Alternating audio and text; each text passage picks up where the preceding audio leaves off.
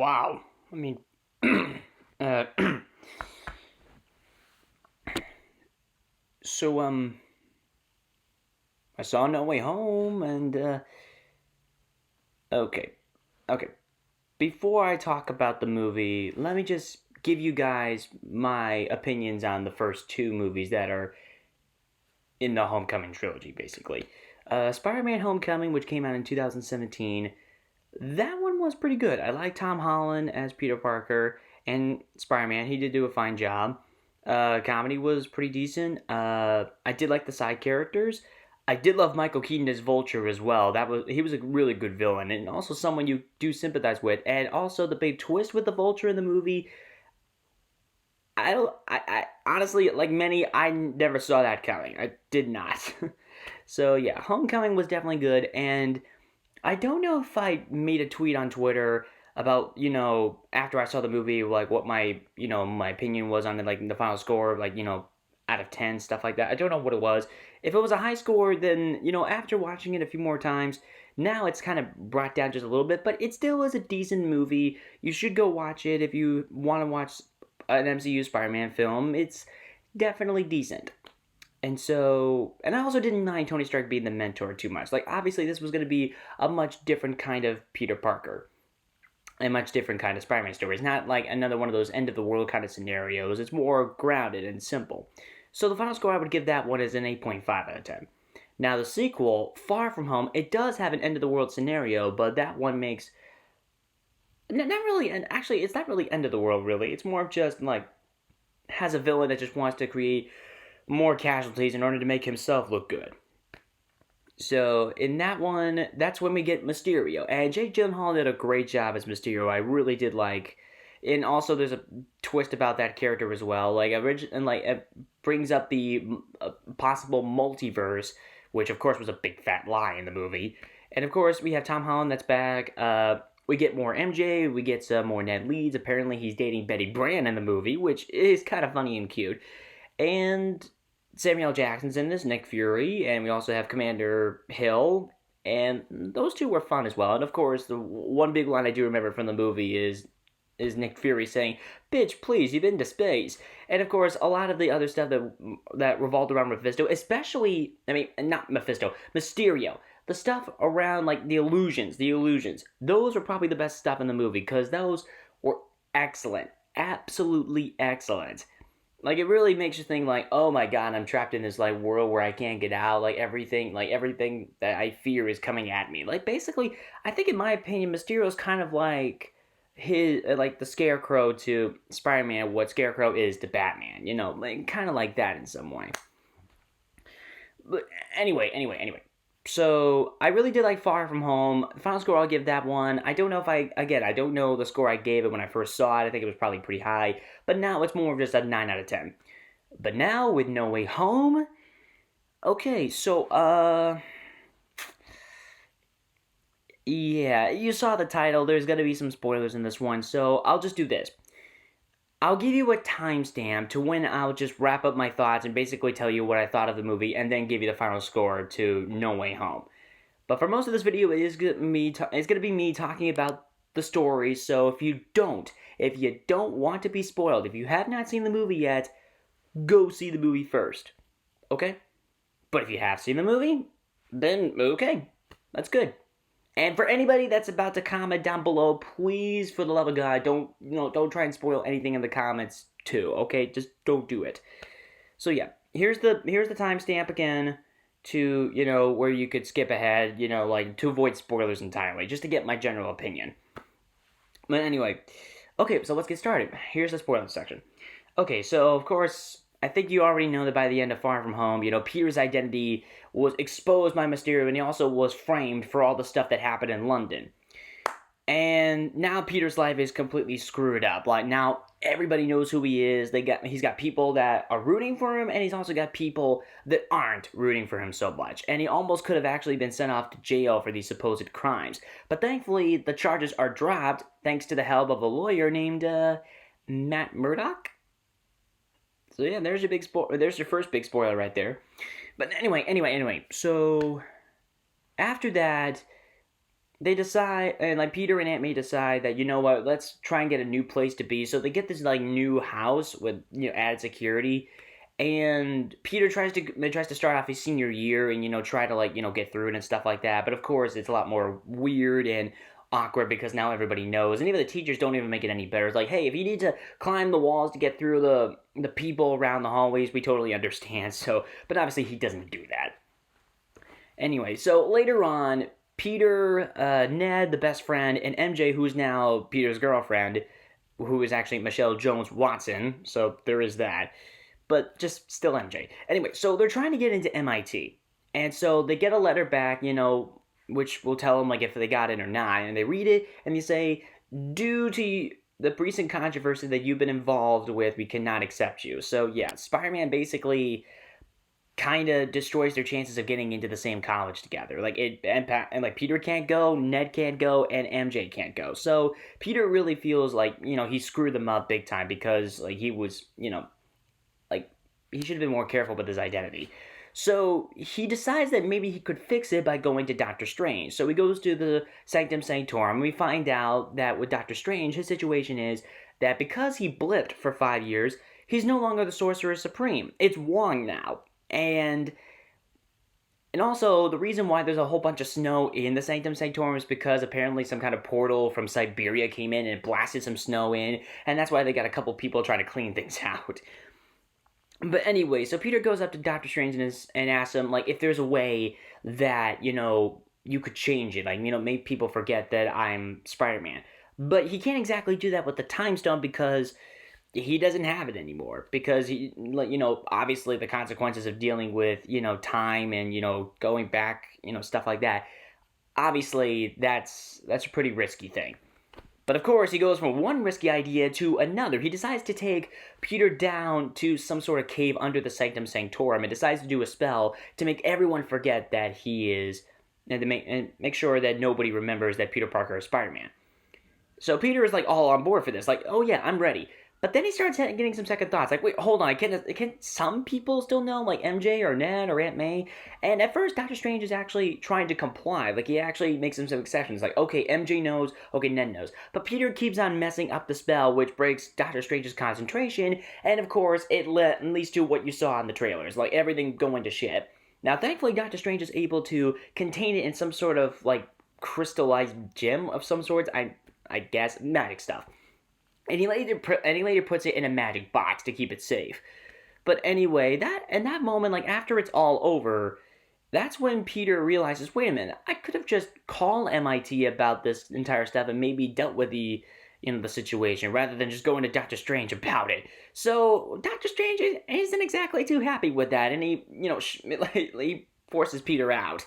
So yeah, so Peter decides that, you know what, I need to go find the person that's in charge of, like, admitting kids in. So, with the help of Flash Thompson, he finds where where the woman is. So, he goes out to the highway, awkwardly knocks on the window. He goes like, hey, can you help me with this? Like, please, can we talk about this? And at that moment, that's when Doc Ock comes into the picture. And of course, it leads to a really good fight scene between Spider-Man and Doc Ock. And of course, Spidey also has to save that woman from potentially dying, and Spidey also saves her with a car off a bridge. So that's a reference right there. But unfortunately, Spidey doesn't seem to be a good match against Doc Ock, and now Doc Ock takes some of Peter's nanotechnology from the suit. But that actually backfires, because now that the nanotechnology is in those arms, the tentacle arms, Peter can now control them. So yeah, he basically starts going full-on jokey Spider-Man, and he goes like, hey, look, I'm messing around with your arms, and he ties them up and stuff like that. He basically takes care of Doc Ock. But then at that very moment, that's when Green Goblin shows up. But just as quickly as he shows up, Spider-Man and Doc Ock quickly are gone. They now go back to the cave where the spell was being cast, and it turns out that Doctor Strange has these little cells that he's put the villains in, like not just Doc Ock, but he also found the Lizard, which is Risa Fons, the Lizard from Amazing Spider-Man. Turns out that Doctor Strange found him in the sewers. So, yeah, so apparently the multiverse is real, and that's exactly the result of what happened with the spell, screwed up. So now the job for Peter is to, try to get the other villains together and try to send them all back home. And he also gets the help of MJ and Ned. So eventually they find a disturbance at the electric power grid. And of course, this is where Electro comes into the picture. And this is also where we find Sandman. But at first, he actually starts helping Peter because he thinks that he's, his Peter, Sandman's Peter. But it's not that case. But anyway, Sandman does help, Peter out. He, stops Electro, gets him butt ass naked, and finds him a suit to wear just to make sure he has some clothes on. Eventually, they finally get back to their cells. But now the last person to find is Norman Osborn. Now with Sandman, Electro, Doc Ock, and the Lizard out of the way, now you got to deal with Green Goblin. But at first, it seems like it's just Norman Osborn. Like, Norman's, trying to, conquer his demons with the Goblin again. And at one point, he smashes his helmet and breaks it, and he ends up running off. And apparently gets the feast where Aunt May works at, and Aunt May actually takes pity on Norman Osborn, which, of course. So, at first, it really just seems like it really is Norman Osborn. And so, anyway, now that all the villains are together, Strange then says, okay, I'm going to return them to their own times where they can die. And Tom and Peter's like, wait, what are you talking about? It's like, each and every one of them that fights Spider-Man always dies. It's their fate.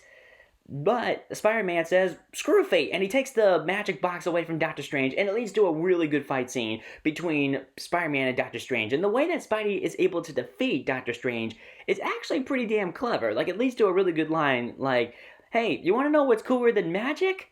Math. Even though I'm sure some people will go, no, math sucks. Which, yeah, I don't like math. But anyway, so Peter is able to trap Doctor Strange in the mirror dimension, and eventually later we find out that Doctor Strange was hanging off the Grand Canyon for 12 hours. So there is that. But anyway, so Peter decides that instead of just trying to send all these guys back home and eventually, have them face their demise, he thinks that maybe he could cure them. Maybe he could actually help them. And the villains, of course, are skeptical about this. Why should they trust Peter? And Peter basically makes the case, if I don't do this, you might all die. You might all perish. And so they decide to give it a chance. So Peter takes some of the villains, excluding Lizard, he puts him in a truck outside the place where now Peter and Aunt May are staying at. And so Peter, along with Norman Osborn's help, they start, trying to make something. At first they start off with Doc Ock, trying to make a new inhibitor chip in the back of his head, because once it was fried, the arm started taking control of Doc Ock's mind, and that's why he hears all those voices in his head. So, eventually, they make an inhibitor chip, they put it on Doc Ock, and he's cured. Yeah, now he no longer hears any voices, and he's absolutely grateful to Peter. And this was the guy that was the most skeptical about this entire thing, and yet he was able to be persuaded because really Peter went out of his way to help him, and he really is grateful. How can I help now? That's basically his next response. So now Peter tries to do something for Electro, try to get rid of all the electricity that's inside him with some kind of device that's attached to his chest. But then Peter senses that something is wrong. His spider sense starts going off. It has a bit of a Dutch zoom kind of feel. He's walking around, he doesn't know what the danger is. But eventually he finds out what it is. And that is Norman Osborn. Yep, that's right. Turns out Norman was just faking being, the regular guy. He was really just somebody that was trying to, keep the Goblin aside. He was really in control. No, it was basically the Goblin the entire time. And yeah, and of course this leads to a really good fight scene between Peter and the Goblin. It gets pretty dark and maniacal. At one point Peter tries to punch Green Goblin over and over, and and Green Goblin's just laughing in his face. And I was saying to myself, did they just do a Heath Ledger Joker moment? Because in Dark Knight where Batman goes where are they? And he starts punching Joker over and over, but Joker's just laughing at him. That was basically this. So basically, yeah, I said, remember when I said that Mysterio is the Scarecrow to Spider-Man? This Spider-Man's Green Goblin basically is his Joker. So there is that. Okay, so eventually, after all the destruction, after all the fights and kicks and stuff like that, eventually Spider-Man's all battered up and everything, and Goblin's got him in a compromising position, and same thing goes with Aunt May. So then Goblin tosses a pumpkin bomb. Spider-Man then tries to, stop it, but it explodes. And it leads to him possibly breaking his ribs, I think. But everything seems to be okay. Aunt May actually gets herself back up, and Spidey's able to get her and get himself back up. And both Spider-Man and Aunt May have a good talk about responsibility. And it's Aunt May that says the "with great power comes great responsibility" line. So that's a little bit of a change. Like I get that some people were frustrated that they weren't able to see like this version's Uncle Ben. I mean, like he technically is in the universe, but they don't really talk about him too much, and which I can mostly understand because we've already seen Uncle Ben on the screen, on the big screen, not once but twice, and we've already seen him die not once but twice. So I can understand that. But here, speaking of dying, turns out Aunt May actually did get hurt after the pumpkin bomb thing, and she dies in Peter's arms. So yeah, this is actually the first time in movie form that Aunt May dies on screen. I mean, we've seen Aunt May die in the comics, we've seen Aunt May die in the Spider-Man PS4 game, but we've never seen it happen in an actual Spider-Man movie. So that definitely was very devastating. It really was. I did not see that coming. And eventually MJ and Ned find out about the news and they're really distraught about it too. But then a miracle happens. You see, Ned, before Peter went off, and took care of Doctor Strange, Peter gave him some sort of ring, to keep it safe. And apparently this ring that Ned now has in his hand can make portals. So Ned starts concentrating and tries to see if he and MJ can see Peter Parker. And eventually they make a portal, and it looks like maybe they are seeing Peter in his Spider-Man costume. But nope. Turns out that it's actually Andrew Garfield. Yeah, yep, no. He's in this movie after all the denials. After all the times that he said, "I'm not in this movie. I'm not the werewolf." No, he's in the movie. So there is that. And the audience I was with, they were definitely excited. They clapped, they cheered. So there is that.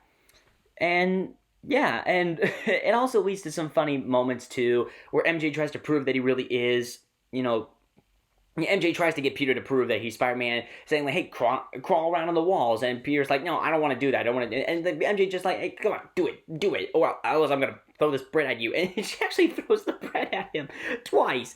So that's pretty funny.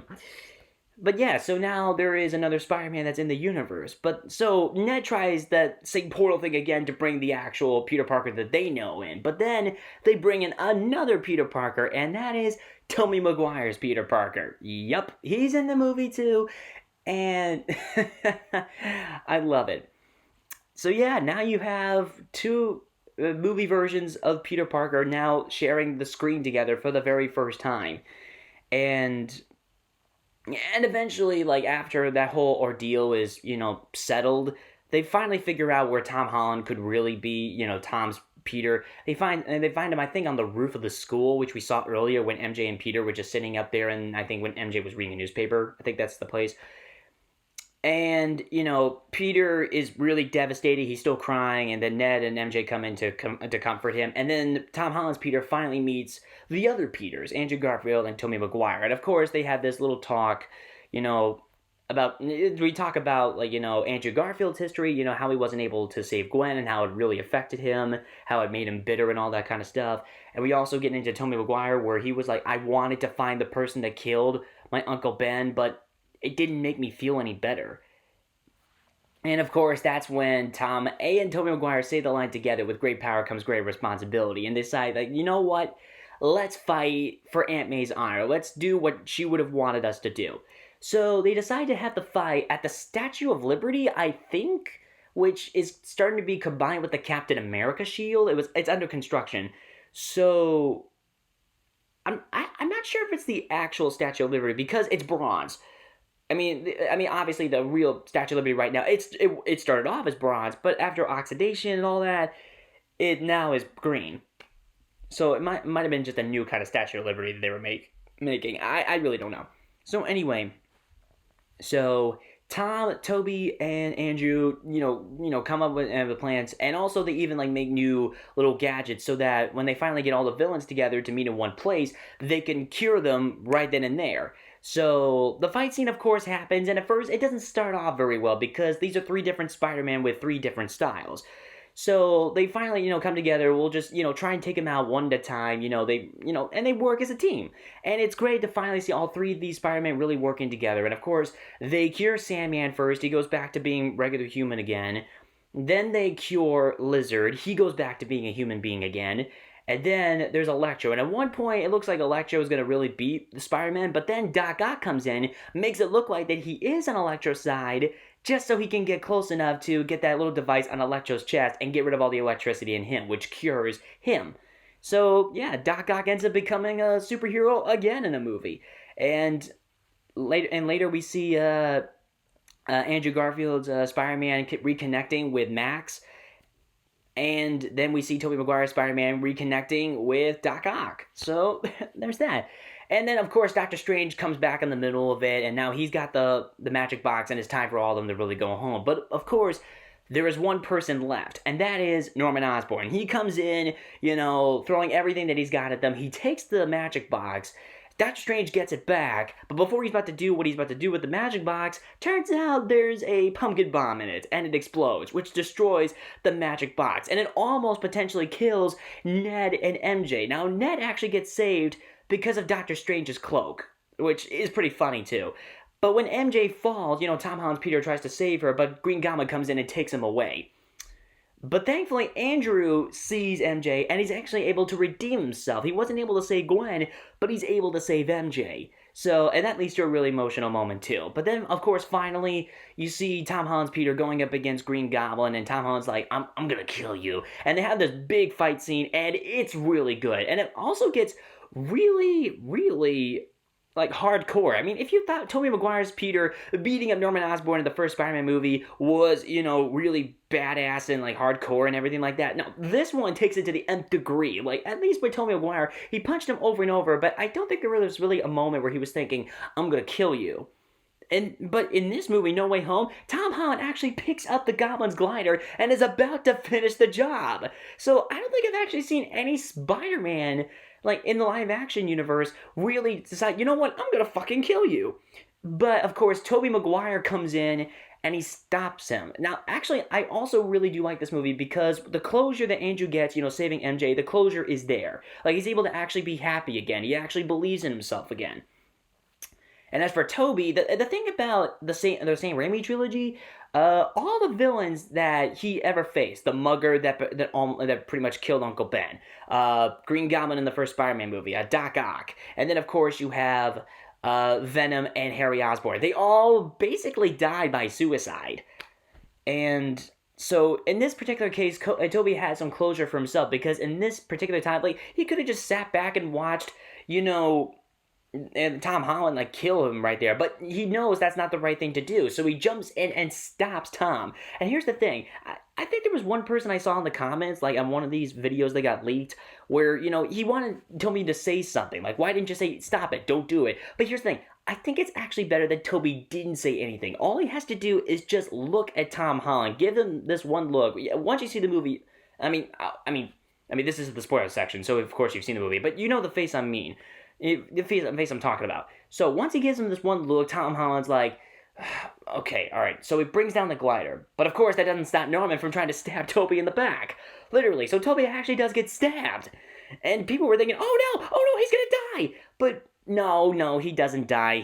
It just hurts. It's just a really bad wound. And honestly, when you look back at the Raimi trilogy, all the stuff that, Tobey went through, nearly being beaten to a pulp in the first movie, being crushed by trains in Spider-Man 2, Spider-Man 3, getting a sword in the abdomen, which gets blood to come out, Sandman pounding on him with his fist, almost being choked by Venom and stuff like that. Honestly, Tobey's been through worse. He's been through worse. So, yeah, but thankfully in the very end, they get the serum to turn Green Goblin, the Green Goblin's now no more, Norman Osborn's back, he gets his sanity again, and his first reaction when he's got it back and looks around is what have I done? And you want to know what he has done? Well, because he destroyed the magic box, the multiverse starts, trying to come into the universe, the tears are in the world. And Doctor Strange is, of course, they're starting to come through, and I can't stop them.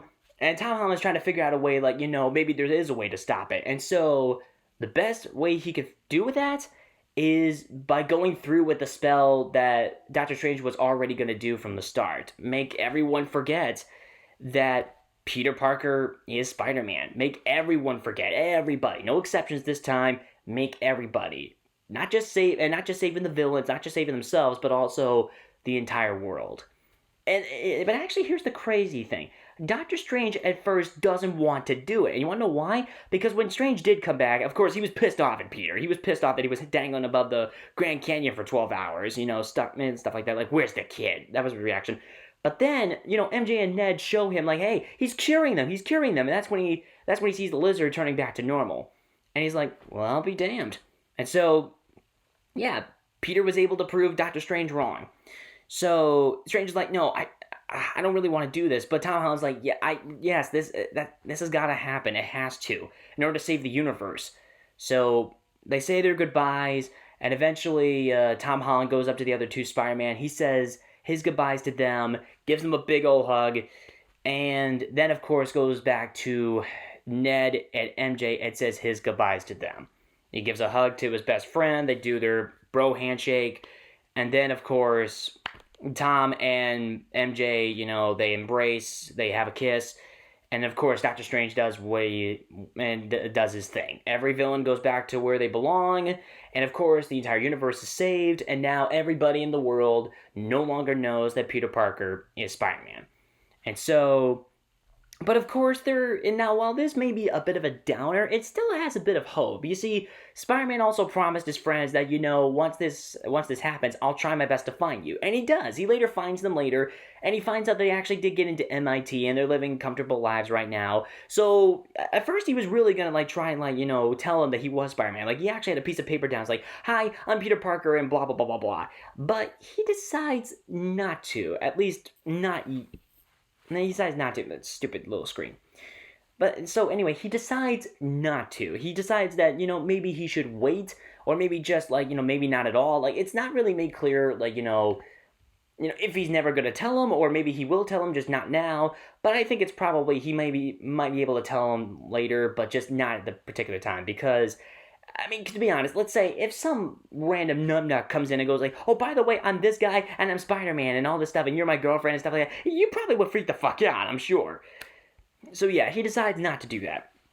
And anyway, so Peter goes to Aunt May's grave, which of course has the same epitaph that was on Aunt May's grave in the Spider-Man PS4 game. When you help one person, you help everyone. When you help someone, you help everyone.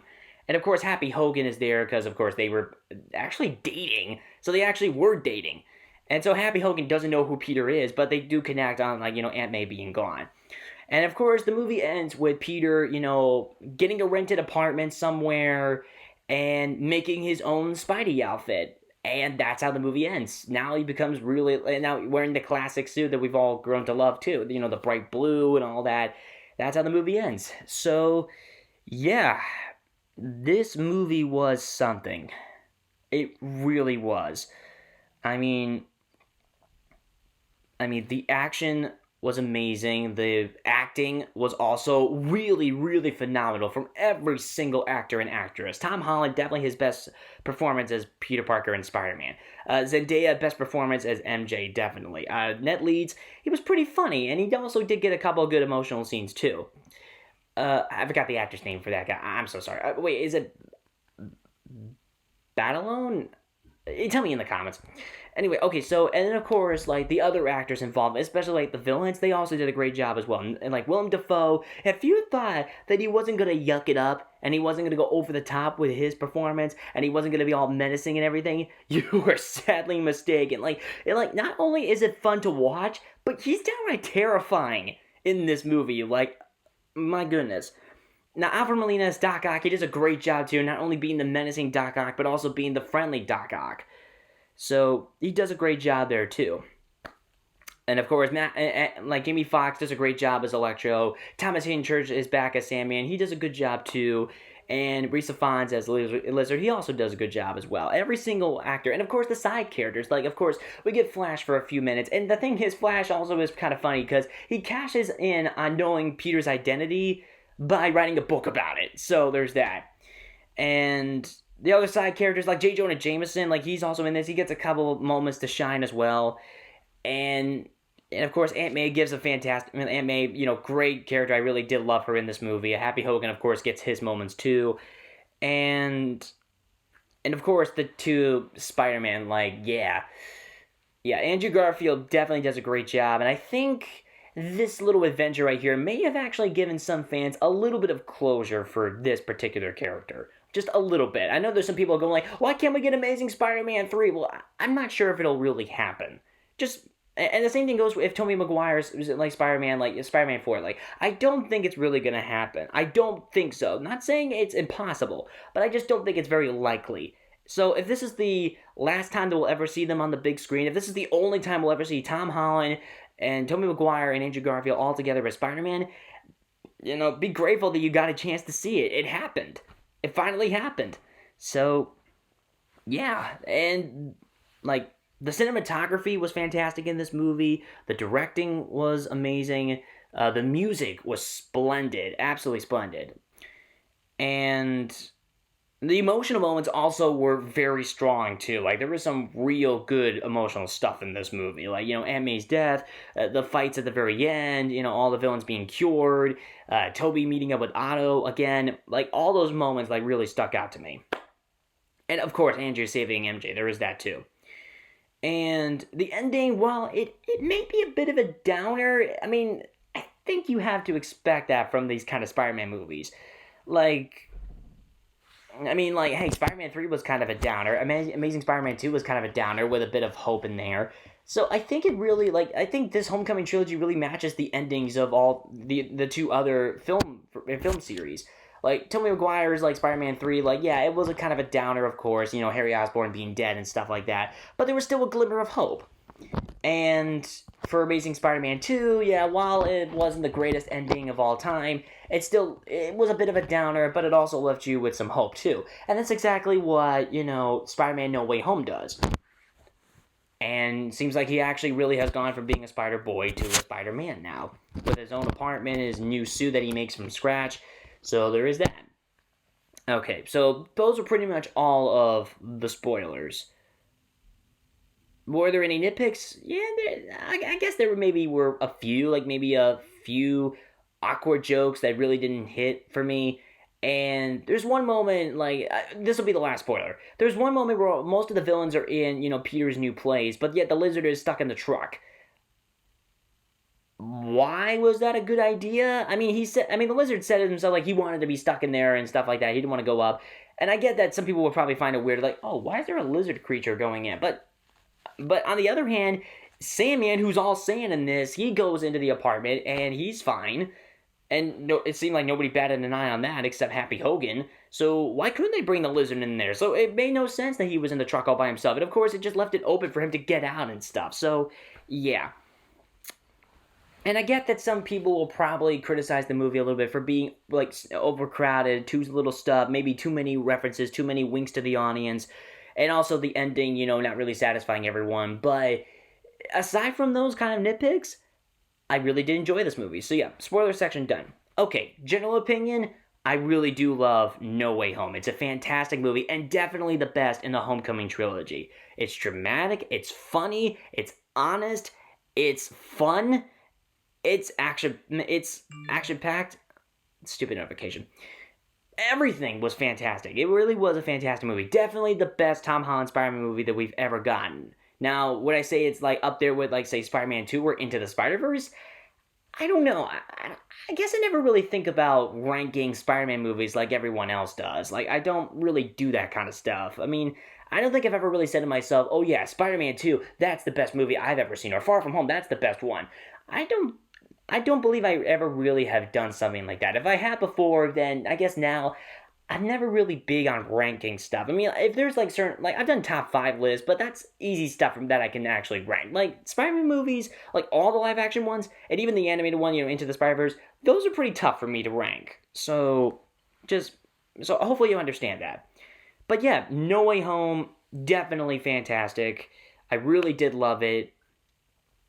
And if I had to give that one a final score, I probably would have to give that a 9.8 out of 10. Like, even with some of the nitpicks I have with it, they're not totally big that they just ruin the movie for me. Like, really, they're not really that bad. Like, a lot of the stuff in the movie really, really works. Like, it's fantastic. It's, well, amazing. It's amazing. Spectacular.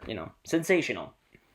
And also something else I like about it, too, is that it did take inspiration from that comic One More Day, which I did talk about when I reviewed the Identity Crisis episode from Spectacular Spider-Man, which had Venom in it.